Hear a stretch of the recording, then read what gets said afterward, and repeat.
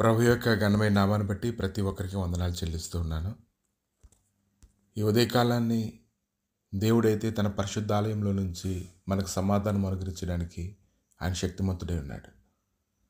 ఎవరైతే ఆయనకు మొరపెడతారో వారందరికీ సమాధానం ఇచ్చేవాడై ఉన్నాడు, బలపరిచేవాడై ఉన్నాడు.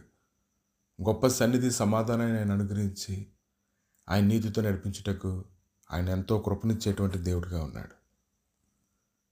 కనుక ఎంతకాలమైనప్పటికీ కూడా మనం ప్రతిదినము మొరపెడుతున్నప్పటికీ దేవుడైతే మరి ఎంతగానో సహాయం అనుగ్రహిస్తూ ఉన్నారు.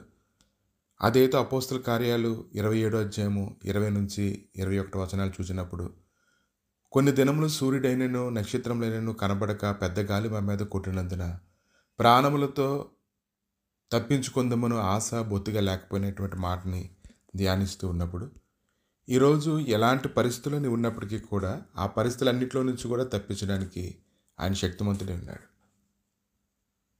బొత్తిగా దారి లేదు అనుకునేటువంటి సమయాల్లోని ప్రార్థన అనేది మనకి ఎంతో ఆధారంగా ఉంటుంది. అపోస్తలుడైన పౌలు అయితే పడవ ప్రయాణం చేస్తూ ఉన్నప్పుడు తనతో ఉన్నటువంటి వారితో అతను చెప్తూ ఉన్నాడు, సోదరులారా, ఈ ప్రయాణం వల్ల సరుకులకు వాడుకు మాత్రమే కాక మనకు ప్రాణహాని తీవ్ర నష్టం కలగబోతుందని నాకు అనిపిస్తుందని వారిని హెచ్చరిస్తూ ఉన్నప్పుడు, శతాధిపతి అయితే పౌలు చెప్పింది కాకుండా నావికుడు వాడేజమని చెప్పింది నమ్మడాన్ని మనం చూస్తూ ఉన్నాము. ఈరోజు మనం ప్రభువుని ఆశ్రయిస్తున్నప్పుడు ఆయన మాట్లాడే మాటలు వేరే విధంగా ఉంటాయి. లోకంలో మన ఆలోచనలు, మన జ్ఞానము వేరే విధంగా ఉంటుంది. కానీ మన జ్ఞానాన్ని బట్టి కాదు, మన ఆలోచనను బట్టి కాదు, దేవుని యొక్క కృపని ఎవరైతే గ్రహించుకోగలుగుతారో వారు దేవుని మాట చొప్పున చేసినప్పుడు అది ఖచ్చితంగా ఆశీర్వాదకరంగా మారడాన్ని మనం చూస్తూ ఉంటాము. కనుక అపోస్తలుడైనటువంటి పౌలు అతడు దేవునికి సమర్పించుకునే విధానాన్ని బట్టి దేవునితో అతడు ఉన్నాడు. అతడు చేసేటువంటి ప్రతి ప్రార్థన దేవుడు ఆలకిస్తూ ఉన్నాడు. దేవుడు అతను నడిపిస్తూ ఉన్నాడు. ఆ నడిపింపు అయితే శతాధిపతికి అయితే లేదు. కనుక తమ సొంత ఆలోచన బట్టి నడుస్తూ ఉన్నప్పుడు ఇంకా చాలా గందరగోళం కలిగినటువంటి పరిస్థితుల్లోనికి వారు వెళ్ళిపోవడం ప్రారంభించారు. గాలి చాలా తీవ్రంగా కొట్టడం వల్ల సరుకులన్నీ పారవేయడం మొదలుపెట్టారు. 3వ రోజు తమ చేతులారా ఓడ సామాగ్రిని పారవేశారు. కొన్ని రోజుల పాటు సూర్యుడు కానీ నక్షత్రాలు కానీ కనబడక పెద్ద గాలి వారి మీద కొట్టింది. వారు ప్రాణాలతో తప్పించుకుందామనే ఆశ వారికి పూర్తిగా నశించిపోయింది. అయినప్పటికీ కూడా అపోస్తలుడైనటువంటి పౌలు వారి మధ్యలోని ధైర్యం తెచ్చుకోమని చెప్పాడు. వారికి మాత్రం నష్టం కలగొచ్చు, కానీ మనలో అయితే ఎవరికి ప్రాణానికి హాని కలగదని చెప్తూ ఉన్నాడు.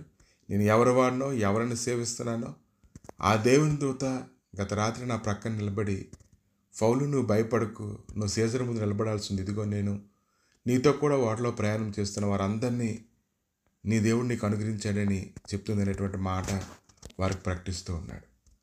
కనుక ఈరోజు బొత్తుగా నీ జీవితంలో అనేక బంధకాలు కలిగినటువంటి పరిస్థితి కనిపిస్తూ ఉన్నప్పుడు దేవుడైతే వాటన్నిటిని కూడా సజావుగా చేయడానికి, స్థిరంగా ఉంచడానికి, బలపరచడానికి ఉదయకాలాన్ని శక్తిమంతుడై ఉన్నాడు. కనుక లోకంలో దుష్టుడైతే భయపెట్టవచ్చు, కానీ ఆయన లోకంలో జయించి ఉన్నాడు.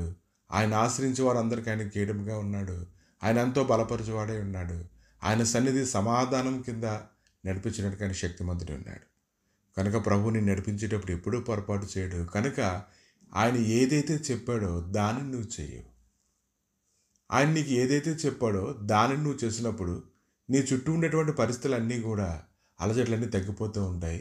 ప్రతి ఒక్కరికి న్యాయం తీర్చేవాడు, బలపరిచేవాడు, మాట తప్పనివాడు, ఆయన వాగ్దానం నెరవేర్చేటువంటి దేవుడు ఇది నీతో ఉన్నాడు. కాబట్టి దేవుడు తన పరిశుద్ధ ఆలయంలో నుంచి నీకు సమాధానం కలుగజేసి గొప్ప కృప నీకు దయచేయనుగాక. ఆమేన్.